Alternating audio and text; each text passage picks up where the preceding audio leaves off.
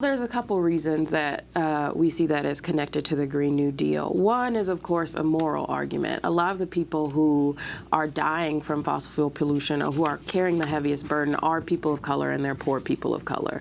And likely when climate change picks up and we see more disasters, more deaths, those are the first people who are on the line. People like to say climate change will kill us all, but the truth is climate change will kill some people first. And so there's a moral imperative to make sure that in the green transition, the same people who bear the brunt of our reliance on fossil fuels are not the same people who the green transition is being built on their backs. So that's one. And then the second is that income inequality and climate change are linked, not only because we have an extractive economy, but because there's a growing body of evidence that especially in rich countries, the higher you have income inequality, the more emissions that you have.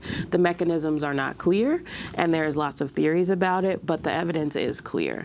And so if you're going to tackle climate change and tackle it in a way that's sustainable, you have to be talking about inequity. You have to be talking about racial equity as well, because those are drivers, right? And the ways that we think about addressing that is making sure that the policies are cross-cutting, right? And so say one of the examples in the bill is upgrading all homes and buildings. You can structure that program through federal jobs guarantees, through local programs, through incubators, and just through the structure of how you split up the work between different types of buildings to make sure that people of color are benefiting. And another way that we're constantly thinking about the racial wealth gap is how do you make sure that this transition brings not only income, but that income can be translated to wealth, particularly for people that are more likely to be unbanked.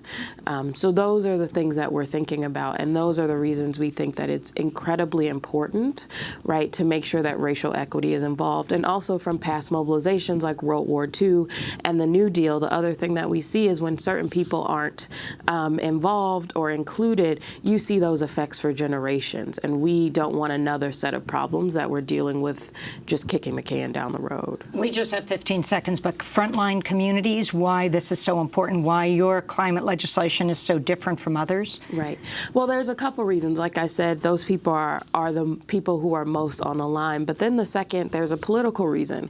People of color and folks in frontline communities are much more inclined to care about climate change. The issue is that they don't have the resources. They face a ton of existential threats that are not just climate. So if you can link the two and do it successfully while continuing to focus on deep decarbonization, you could open up a whole new bucket of climate voters in a situation where power, particularly when the GOP is so intransigent, is going to be crucial to passing any climate legislation, large or small.